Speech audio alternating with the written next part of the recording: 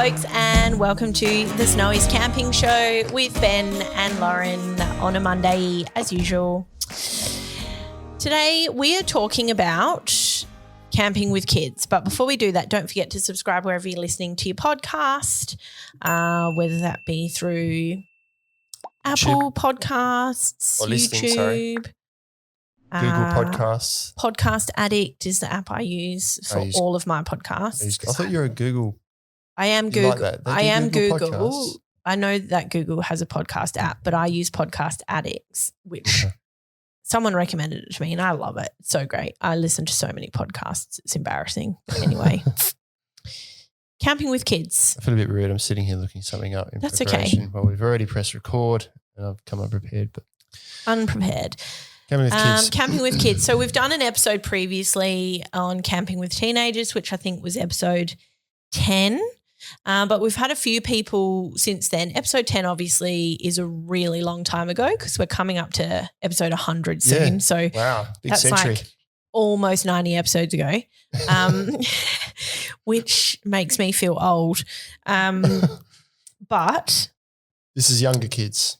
we've had this younger kids sort of vibe requested a few times. So we're going to address that one today. So But I've got kids at 8 and 12. Yeah, but first we're going to talk new gear because we always do new gear at the beginning of our episodes now. Oh, yeah. And we've got some cool stuff. Which we hope we were just talking before about trying to keep it current, but we record a bit ahead of time and sometimes new stuff comes out since this is out. So this is current, like as we've looked at it today. Yeah. So it shouldn't be old news by the time this is published, but there might be even cooler stuff by then. But I've right just now, made a change, by the way.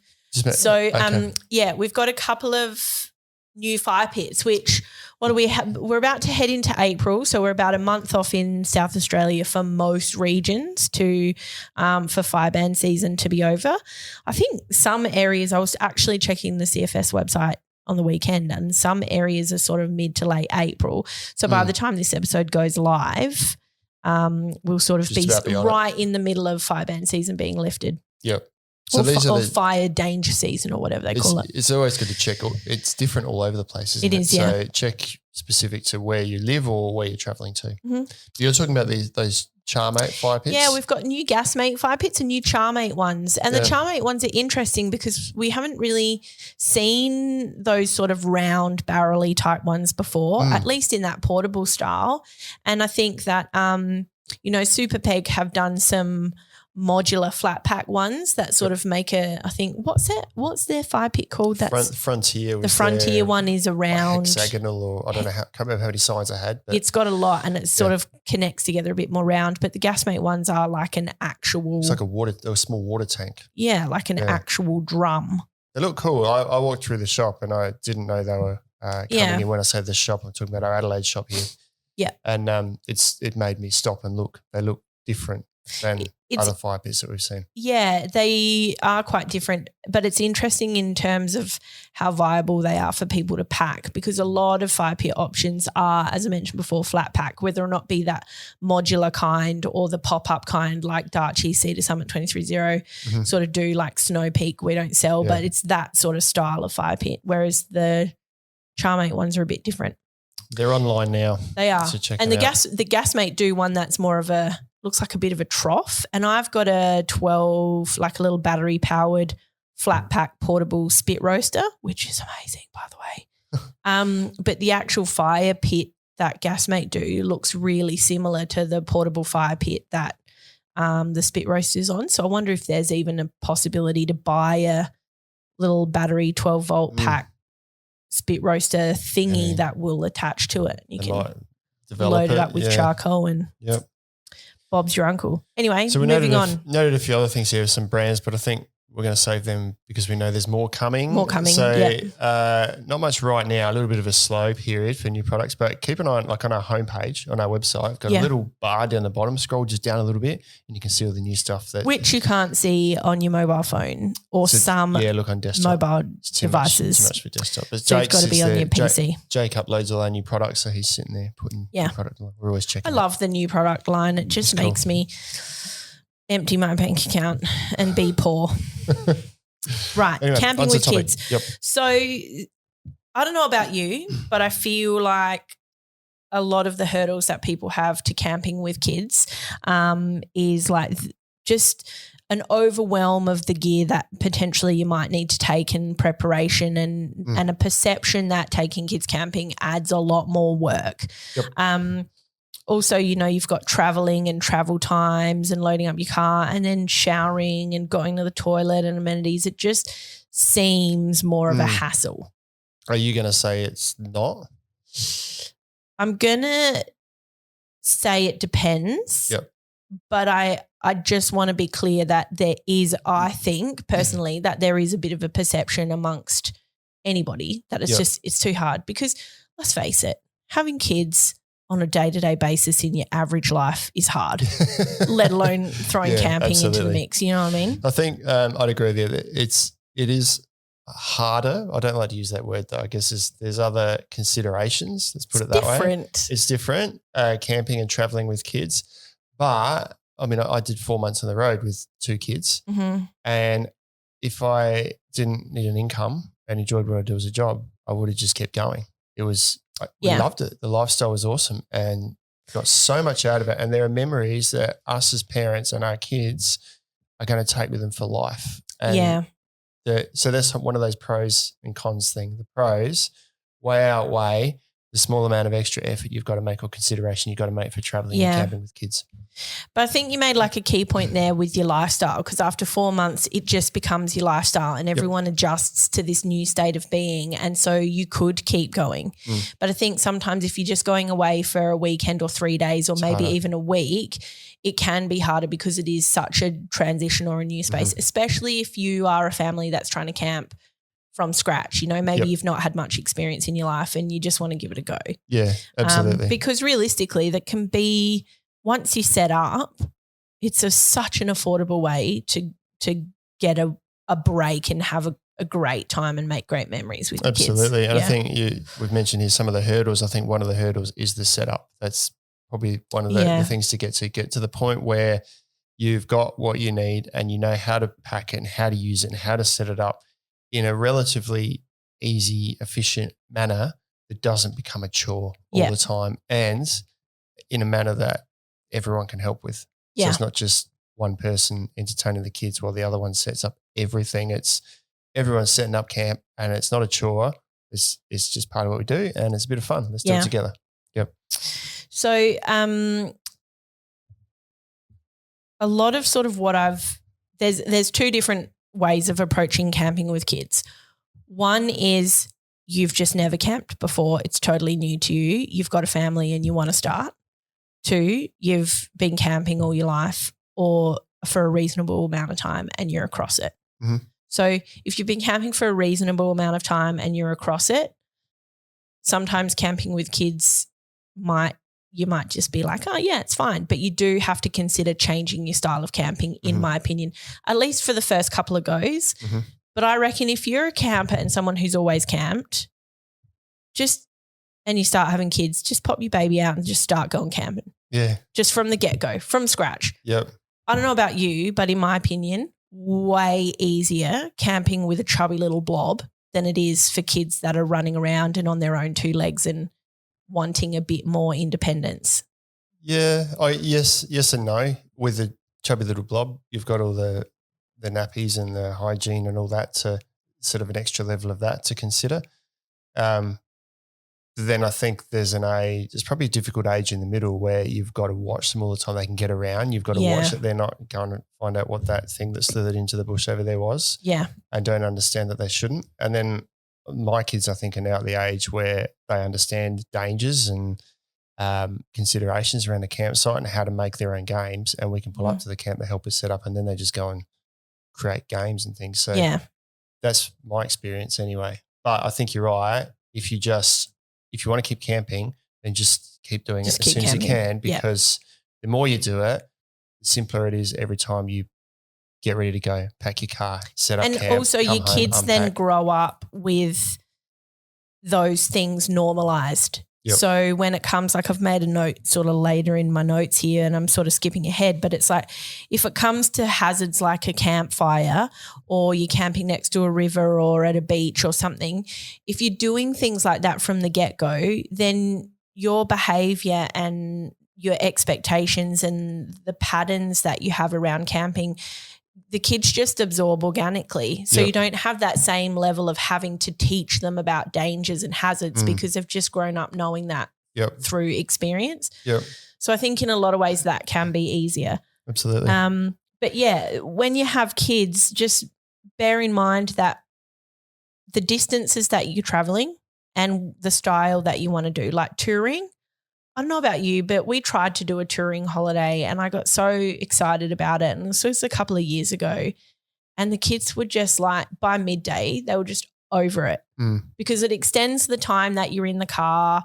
And I don't give a crap about those colourful rocks and how they're shaped. And you know what I mean? Like the things that you're interested in as a parent are not necessarily things that your kids are going to be interested in. And when they're babies and toddlers and quite little, doesn't matter because you can just chuck them out the car and chuck them in your carrier or on your shoulders and it makes no difference. But if they're self-propelled, you know, kindy and up, just be mindful of how many stops you've got planned for that sort of thing. And distance. You are not going to make, like when it's just two of you, you think we're going to do 800 kilometres or 1,000 kilometres in a day. Yeah, totally. That is, I'm going to go so far as to say unachievable with kids in the car. Totally. Because you add in a few stops and suddenly you've done 500 Ks and you think, why are we only halfway there? The day's nearly over. It's just how it goes. Plan for half the distance you would have normally done. And with all your stops like touring, I don't think you can stop touring, but you probably need to do a few days of touring and then stop in a caravan park or something to give the kids some reprieve rather than just here's our dusty patch that we're just going to set up, you know, camp and eat really simply. We're now going to stop in a caravan park where there's a jumping pillow and some showers that you can use for a bit and it's on the kids to play around with. And then we're going to go back to doing this again. So it's a balance between two, right? It's what the kids like and what you like. So, consider picking local spots. Not as far. So you don't have to, I would say maybe 1 to 2 hours of driving, maybe 3, potentially even a distance where you can get in the car and get away with one stop and then your next stop is being there. Yep. That as you regular trips, I reckon keep to that sort of type of thing. 2 hours is probably good in the car, more than that. Like if we did more than a 2-hour stint, we'd say to the kids, all right, we've got a big drive and we'd set them up in the back with whatever they needed, snacks ready at hand, MP3 players, books, whatever. And we prep them for, we're settling in for a long drive just for today, but tomorrow we're doing this, which is not another big day in the car. So. And consider that when you are planning how long it's going to take for you to get somewhere. I mean, I don't know about when you and Taryn were traveling around or whatever, but when it's just Jessie and me, we could stop maybe 15 minutes, sit down, smash out a sandwich, go to the toilet, do a couple of sprints in the park and stretch and whatever and jump back in and you're recharged and you're happy to go. Yeah. With kids, half an hour to an hour later, they've finally finished eating a sandwich. They've found a playground. They want to play. They don't want to get back in the car. So everything takes longer. So just slow down and just anticipate that. Yep. It's going to be a thing. Get out of the car and decide what you're going to have for lunch. And pack your lunch because stopping at a bakery is fast going to be like a $150 down the drain for like 6 pies and some drinks and maybe a couple of vanilla slices. I think you got to save those for certain times. Like if it is a big day, we're going to have a long day, but we're going to do a bakery stop on this day to make up for it. Yeah, so they something got that to look forward to. But other stops, try and keep it simple. It gets expensive too, Yeah. Lots of bakery stops. And you mentioned caravan parks before. I would probably recommend just caravan park camping, especially at the beginning if you're new to it with families, because then you can sort of ease – because camping, if you are new to it and you are a beginner and you do have kids and they've never really, you know, maybe they're a bit older, a couple of years down the line now, they've not experienced it before, it can be a bit of a shock to the system. Yeah. Because you don't have a house full of lights and temperature regulation and TVs and all that sort of jazz. So just adjusting to sleeping in a tent or a camper trailer or something is a big deal. A biggest thing for me was adjusting to using toilets that aren't a flushing toilet of any form. Now, I would set up an outdoor toilet. Yeah. Can use toilets at road stops or caravan parks are different because usually there's like proper toilets, but like a national park toilet that's a portaloo or an eco-loo. If my youngest daughter walks in and she'll open the door, poke her head in a little bit, and if there's bugs on the roof, not using that. You're like, well, I can do a toilet out here where there's no bugs, but you're not going to be inside any walls. That can be a half hour or an hour exercise just going to the toilet. Yeah, and that's where caravan parks come in because they reduce the shock of and get your kids and your whole family used to developing some processes and some patterns around camping before you try other things. Kids love caravan parks. There's other kids there. There's toys to play caravan with. Parks. Sometimes even in summer there's a pool and like you mentioned before, jumping pillows.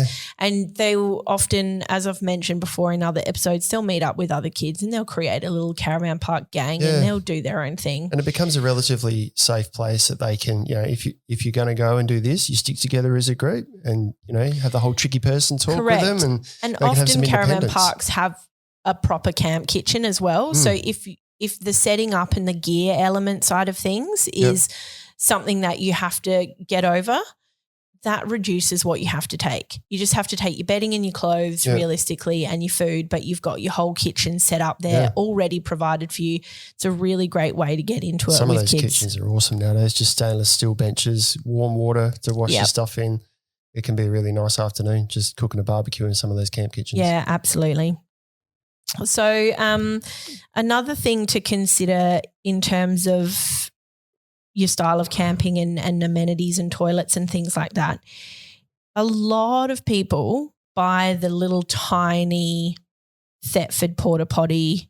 Was it 325 or something? Just that little small one. Yeah, you're talking about the not just a seat, but the actual toilet, like a flushing toilet. It's like a flushing toilet with chemicals. A lot of people buy a small one of those when they have kids that sits in their tent, so kids can get up and go to the toilet in the tent. You don't have to worry about whether you're in the middle of the bush or traipsing to the caravan park or whatever. Also, when I was at Elliston a couple of years ago, I noticed a mum just trudging across the campground with a bucket. And she literally just had a bucket and a seat in her tent and she just tipped it down the toilet because in that case, obviously there's no chemicals or anything in it. It's literally just a bucket. So something like that's a really good idea as well. That's a good example of how if you camp before, really simply you need to change how you camp because that's suddenly a big thing that you've got to fit into your neat kind of setup. Yeah. Fitting a portaloo in means you've got to change where everything fits. So that's just one of the changes. If you want to go down that path, you've got to accept that you've got to pack that. You've just got to change the way you camp. Yes. So actual physical traveling, we've talked a little bit about reducing the time and like planning your stops and being aware of that sort of stuff. The biggest thing for us, and I don't know what your kids are like if they eat like birds, but my kids don't eat like birds. They eat like pigs and we just have to have an endless source of snacks in the car. If it's snacks, they'll just eat nonstop. Yeah. Serve up a meal, don't really want that. So there's, I don't like to have too much packaged stuff, but if I just had a box of muesli bars, 4 boxes of muesli bars in the back seat, they would have smashed that in a day. Just continually eating them all. But they won't cook a decent meal at lunch or they sit there and they stuff around eating it. But that's just how kids are. So you got to change it. But I think having snacks having car friendly snacks for the drive is so good, especially if they're like, "No, I'm hungry. How long till we're having lunch?" You can just be like, "Here, have a snack," and they'll be like, "Oh, shh." And maybe give it to them and say, "Here's your snacks. This has to last you till lunchtime." Yeah, and give them the independence that don't come asking me for snacks all the time. You've got your snacks to get you through to lunch. If you want to eat them all first up, that's fine. If you want to space them out, that's fine too. But that's your little. Just also be aware though that the timing of your snacks as well. Like if you're just starting out in the car, don't just give your kids heaps of snacks and stuff because within half an hour to 45 minutes, you'll be stopping for the toilet. Yeah.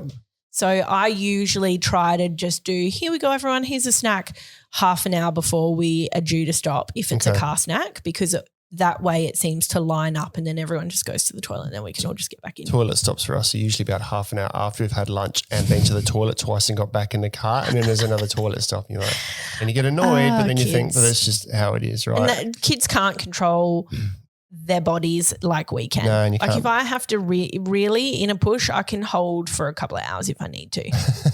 Kids can't. Yeah. And you don't want to, it's hard, but you don't want to make them feel guilty for needing to go to the toilet. They just need to go to the toilet. As annoying as it is.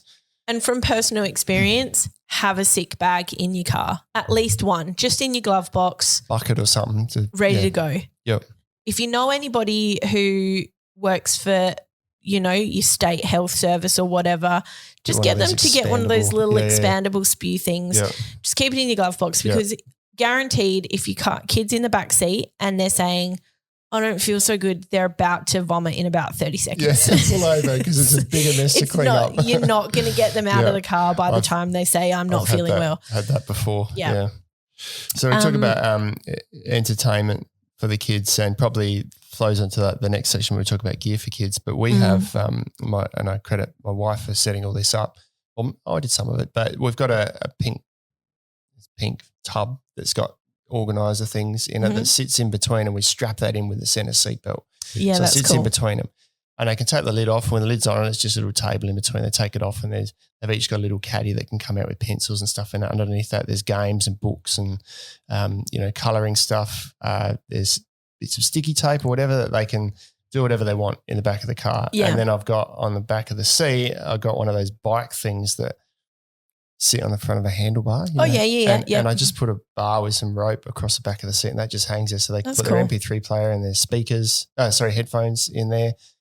My youngest daughter puts all the nature that she collects in there. So it's just full of overflowing with branches and leaves and shells and all sorts of stuff. And then which is what you want. You want that. Yeah. You do. It becomes a mess, but in a long distance trip, it then became like, right, it's a bit like tidy your room up. It's like, okay, you got to tidy up your side of the car. You've got stuff everywhere. It's all over the floor. You've got socks and undies all through the. Be prepared that it's just, you're camping with kids. You're not going to have a clean car. Any sort of traveling with kids, you just have to let go of the idea that it's not going to be trashed, because it is going to be trashed. Mud and sand and, plus the stuff they've meant to put in the car. Be aware though, I mean, for me personally, I want to reduce the butt ton of crap that's in my car as much as possible, especially when it comes to kids. Because otherwise it just can get out of control. I mean, I love that Taryn's organised that activity box, but for me, having 3/4 kids, it's more, So you don't have like that space in the middle where you can use for that sort of stuff. So that's when things like car seat organisers that hang off the back, they take up the whole back, the pocket zips, drink bottles in there. They're really, really great and totally worth their weight in gold, I reckon. Yep. But even things like Jake, I'm also jumping ahead because Jake, who works up in the web team with us, he has got a couple of little kids. I think he's the only one that I know in the business that actively camps, and he's got in terms of having the youngest out of everybody, his little kids. Yeah, well, there's other young people in the team, but they're not active campers, are they? Not as active. But the rest of us have got older kids now. Yeah. But he was talking about how he makes a pass the parcel, and they get to open a layer each every 100 kilometres. So they have something a little bit different. That's a good idea. And then they swap it. So it's not like they have access to everything all in one go. It's sort of given out, but in a fun way. Yep. And don't underestimate things like I Spy or 20 questions or games that don't require anything but just talking and that. They're so good. We'd have I reluctantly participated. I just have trouble getting my head in the right space, but just making up a story, like someone would just start making something up, some random story about weird, whatever comes to mind. It doesn't have to make any sense at all. It can be, mermaids riding horses or I don't know, whatever. And then you tell your bit of the story, and then the next person takes that to something else, and then they add their bit, and then it goes to another person. It keeps going around. That's pretty good. And the story just keeps evolving. And we do one where, because there's 6 of us, everyone says one word. Oh, yeah. So it's like once upon time. And we just go around like that. And sometimes they go for a long time and other times someone ruins it and it's just a short story. So you have to let go of a bit of control if you want to play that game. Yeah. Well, it ended up becoming funny because then you'd question, someone would say something, you go, but that's not what it was because I said this and you've got that wrong. And then you're like, oh, and then you weren't even listening. Totally. Sort of light-hearted argument over why the mermaid can't ride the horse or something. I don't know. Yeah. Anyway. Audiobooks are another fantastic thing. Awesome. Especially if you have young kids, like I'm talking maybe early junior primary, toddler, kindy sort of age, or prep or whatever you call it in whatever state you're in. Yep. Jenny Cargill Strong, here's my hot tip. She's, I think, from New South Wales and she's a storyteller. She's got a couple of albums that has like 10 stories on each, but they're such good stories. Yeah, right. And even the parents love them and some of them go for 10 minutes, some of them go for 5. Yeah. And they're just so good. And I reckon I've listened to them hundreds of times and they just never get old. My kids have got the Treehouse series books. Story Treehouse, 13 Story Treehouse, yeah. And something called Funny Kid or something like that, I think. But I haven't read them. It comes up all the time, but they listen to it over and over again. So that kept them occupied.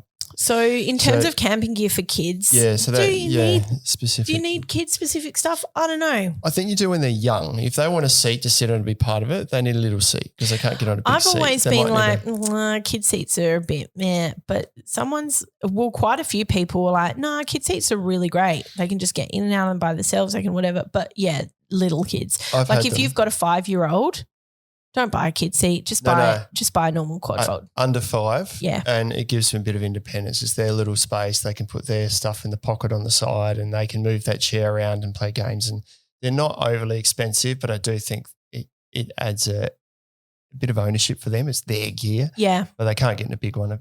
Kids climbing in bigger camping seats, the seats just fall over and stuff because it's just not equipped for that. But yeah, in terms of high chairs though, there's a couple of high chairs out if you've got little tackers. One of the high chairs has like a soft table and the other one has a hard table. Personally, I'm a fan of the hard table one. I don't think the soft table one's that functional because you can't put a cup on it or something. It tips so easily.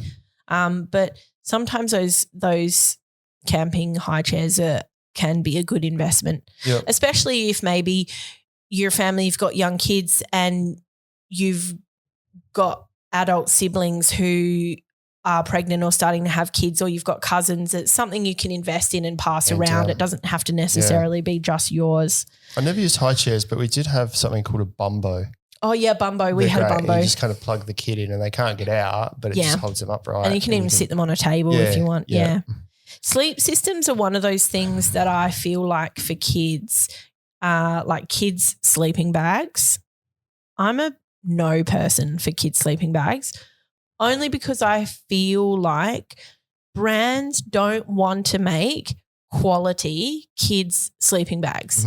It's like they just make a kid's sleeping bag just for the sake of having a kid's sleeping bag in their range so that people will buy it because it's kid specific. But very rarely does it have the same quality of materials or warmth or, and they just don't perform anywhere near as well as what they claim to. I'm a big fan of just getting a normal sleeping bag. If you've got a kid that's old enough to be having their own space, just buy a normal sleeping bag, fold it up. Yep. A couple of bulldog clips on the side, keeps it into place.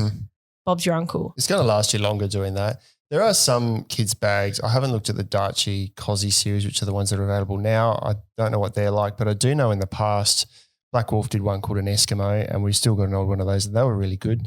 And Coleman did do a really good one for a while, but that's disappeared as well.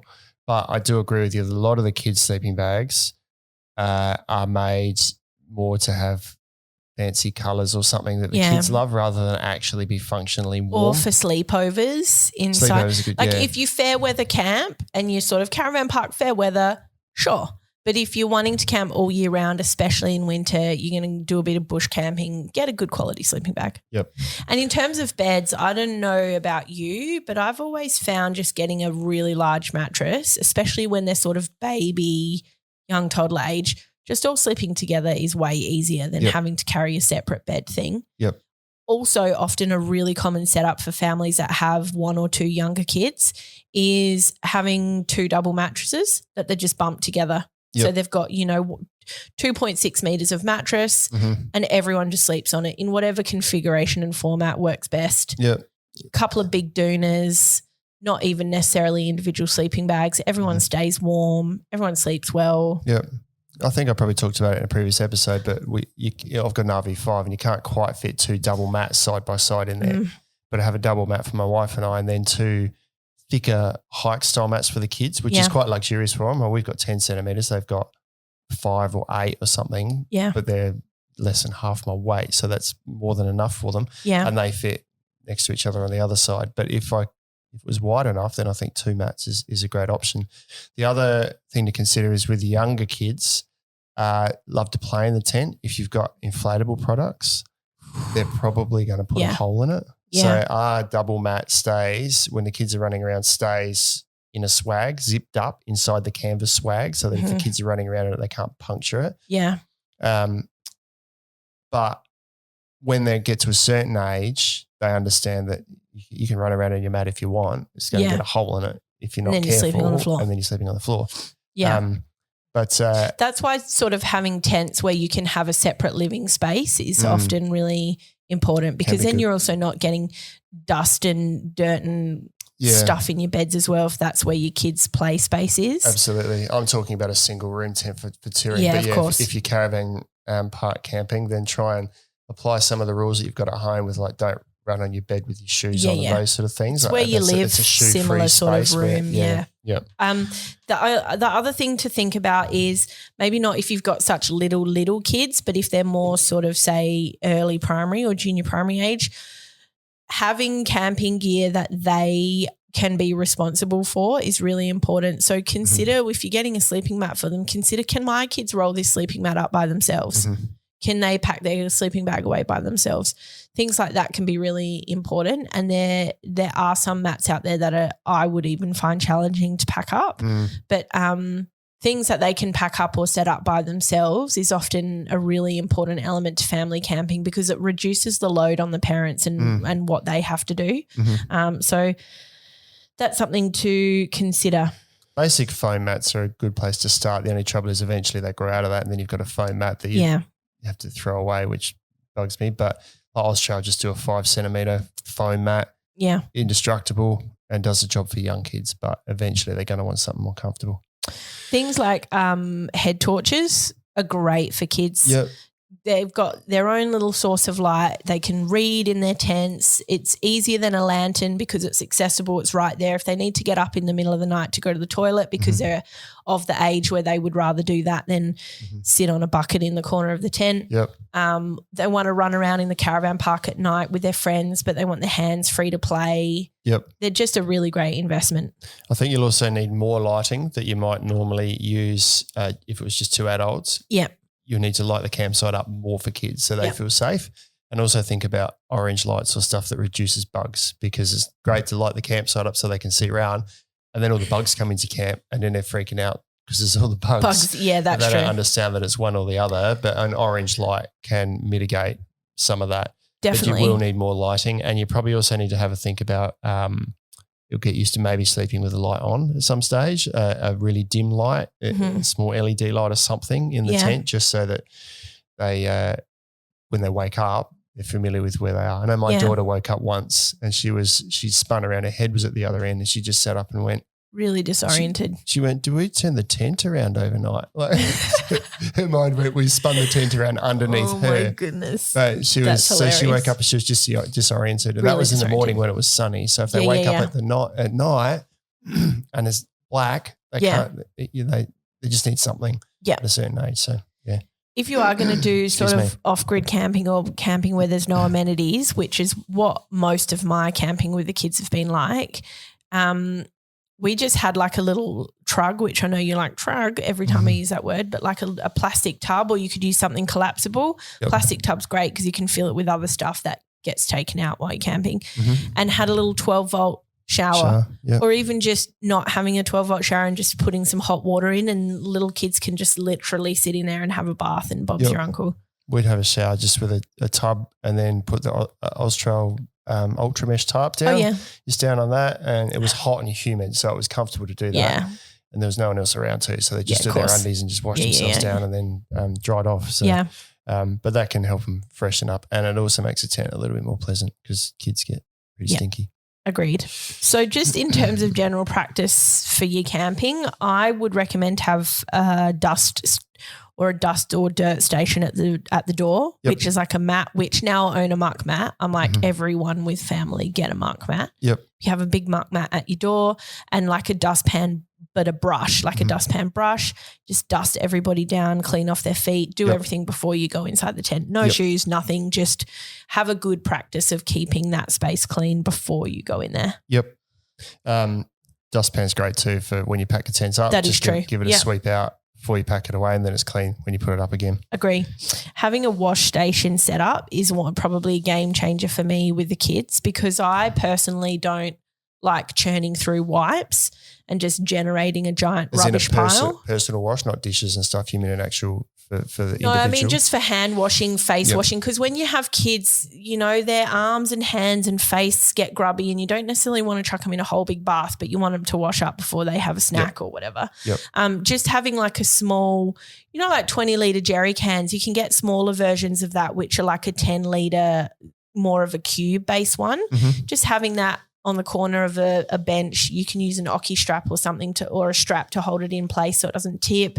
And you can have a tea towel and it's a little hand like wilderness wash or something.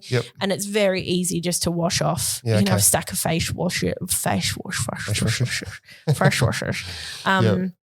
Or even paper towel if you've got a campfire. But just I'm not a fan of using wipes. Some of these things, I guess, are very much if you're staying somewhere for a while and you set all these things up, which we didn't mention before, but maybe longer stays in the one spot is an way easier for all of this than setting this up day after day. If you're doing one night here, one night, and you're changing every night. So loads of clothes. I've always taken. We've got a small canvas bag.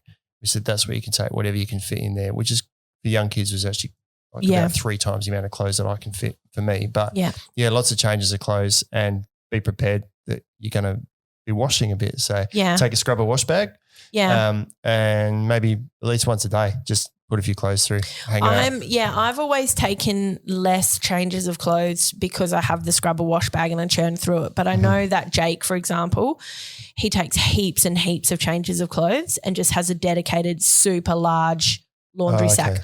I also have a dedicated laundry sack for shorter trips. But if you get like an 80-litre dry bag, or I've actually got a proper laundry bag from like a laundry place. Chuck all your clothes in. You don't have to think about it. When you get home, you don't have to rifle through bags. You've got your dirty clothes there ready to go. Take it to the laundry, wash it. If having to wash clothes and keep on top of that whilst you're away is something that's daunting, don't bother. Just take heaps of clothes and have a dedicated laundry sack out of sight, out of mind. I guess I'm probably talking from a perspective of continual camping if you've got months on the road, but if it is just a weekend, maybe don't wash and just do that. Put it all in one spot and just wash it when you get home. Because you've only got a few days. You don't want to waste any of that washing clothes. Yeah, exactly. Rest periods are a big deal for me, and I always found they made camping a lot more enjoyable. Just some downtime. Like we're not going to do anything. It's just and it be for the whole family, because your kids need it, especially when you're camping. They just get tired. All the awesome stuff that they're doing, they're just on the go all the time. Make that be for everybody, including mum and dad. After lunch even, especially if it's summer and it's really hot, it can be a good time to have your downtime after you just have some lunch and have a rest for an hour or two. That could be everyone just laying on their beds, reading a book, having a nap, that sort of stuff. And then it just makes the rest of your day go really well. Let them explore and just be prepared that they're going to get dirty. Also be prepared that they might hurt themselves. Kids learn by hurting themselves, right? Make sure you've got a good first aid kit to help with that. So, I mean, obviously we're not talking about, let your kids fall in the fire, but we're just like, let them play with sticks, let them throw rocks, let them do, educate them on the dangers, like river danger, like is currents, stay away from that. Snakes, don't, like, you want to be making noise if you're in long grass, preferably avoid the long grass, all of those sort of things. Just be prepared that they're going to want to go a bit feral, and having the opportunity to go a bit feral is what makes memories and makes life great. And that's why things like being prepared and not caring about your laundry and having lots of changes of clothes, and if that sort of think about what your hurdles are as a parent maybe to wanting to take your kids camping, and think about what you can do to offset that. So yeah, and as I've mentioned before, camping with kids from the get-go helps them to build that hazard and safety awareness. Familiarisation, And familiarisation. So they can't do that if they're not allowed to experience those things. It just makes them more comfortable with the environment too. Just like our kids didn't – they used to be scared of animals. We got 2 cats. I know they're quite comfortable with it just through exposure. So same thing with being outside. Sometimes kids have dirty hands and they're like, my hands are dirty. Just be like, it's okay, my hands are dirty too. It's just part of camping. Like let's go and just to help normalise that stuff for them. Absolutely. Another thing that we used to do is have some zip ties, and this is very helpful if you have a multi-room tent. If you're camping somewhere like next to a river, because we always used to go camping next to the river. Zip tie your windows and your tents or any entry points that you've got between your kid's bedroom and the outside. Just put the zips up the top and put a zip tie through and just cut it off short. Because then that means in the middle of the night, if your kids are waking up and they're a bit sleepwalking prone, or they get up super early in the morning, they can't just open up the tent and go off and do their own thing. So that's controlling where they're able to get out of the tent. It's going to be via you. Correct. So it's like if they need to get out of the tent for whatever reason, they just sort of have to go via your tent bedroom. Okay. That's a good and idea. it's mostly just for when they're little, and we didn't really need to do that for very long. It's just more so, especially if you're new to camping and you are someone who's worried about your kids' ability to sort of regulate in terms of safety and danger and all of that sort of jazz. That can be a handy thing. I think it can add, there's a lot more concern nowadays on the back of, the Cleo Smith case. Oh, okay. Yep. Parents being concerned about security too. Now a tent, if you want to get into a tent, they're just going to cut the tent open, right? You can't stop that. Same as if they want to get in your house, they're going to break into your house. But you can take some measures to try and mitigate the ease of getting in and out of the tent, and maybe that means using zip tie, like you say, on certain doors. That just is a deterrent. And not to like invalidate that whole thing, but when was the last time other than that you heard of that happening? Well, so like it don't go camping and be afraid of that sort of stuff, because realistically it doesn't happen. But if that is something that's in the back of your mind, there are just simple things that you can do to make you feel a bit more at ease. Absolutely. I think people do get paranoid about it, and within reason. I know my wife got worried because we were actually on the road when the Cleo Smith case happened. Okay. And we were putting tables, they hadn't found her at the stage, and we were travelling around that space or towards that space. So we had them sleep between us and put a table across the door and stuff. So if something had to be moved to wake us up. It was just a small thing that we did that just made us sleep easier. Gives you peace of mind, whatever. You got some tips from Jake here. Jake's given us some extra tips. So Jake, as we mentioned, he's featured a bit in this episode. Uploads all the products to the website, new products to the website. He's an online product manager, I suppose. He's our product details team lead. So everything that you look at on the website in terms of product details, information, images. He's in charge of making sure that's all schmick. Yep. So he reckons a insert for public toilets, a long drop, something from just a department store, pretty cheap. Yeah, they're like a little toilet trainer one, and you can get them to use at home. They're just like something that sits under your toilet lid and just makes the seat smaller for little bums. Yep. So he takes one of those, because obviously if you're camping in a national park where there's a long drop, or even at a caravan park in the toilet, not all little kids can sit comfortably on those. They worry they're going to drop in. Yeah, they do. Yeah, dark definitely. Pit below. Another tip he has is take like a rug or a blanket or a play mat, which is quite large, that can go on the ground, and there's somewhere off the dirt or off the grass or just nice and clean and soft where they can just lay and do activities, and that would be colouring in or blocks or whatever you've taken for them to do. We've got a massive parachute mat that we've used for that, especially as younger kids, so they can just crawl around on. Yeah. Nice. And yeah, I've mentioned his pass the parcel tip already. So that's about it for camping with kids. I think we've talked for a long time. We do have this intention to try and keep our podcasts, especially when it's just you and me, to around about 30 minutes. And we're struggling because we just talk too much. I think we're at about 40 now. Yeah. 44. Sorry. Right. So anyway, quick story of the week. Yeah, there's nothing else we really need to add for camping with kids, I don't think. No, but I'm sure it's one of those things as personal preference. So love to hear what other people do. Yeah, as you know, on the camping group, the Facebook group, we've changed the name now. So Camping Banter. Snowy's Camping Banter. Banter. Caitlin got that one up. She loves it. Keeps rubbing it in. Yeah, so jump on there and let us know your thoughts. Comment on YouTube, any whatever. questions as well. See, someone might be able to help out with their advice. But story of the week, I don't know this one. You put that in here. Yeah, because it's cool. I've seen it in the last week or so. Yeah. I don't know how long they've been around for, but self-propelling caravan. Yeah, they're ex-Tesla engineers, and they've designed this self-propelling caravan that you can obviously like attach to your car and you tow it, but it also self-propels, so it's not like this huge big load that you have to tow. So in theory, I've just got a new little VW Golf for zipping around and whatever, doing all my urban driving. In theory, I could probably just tow my giant big Tesla Caravan. So that brings it's not images. Tesla Caravans, sorry, because if they're ex-Tesla engineers, they probably don't want to be associated with Tesla. So but it generates they're called images Lightship RV.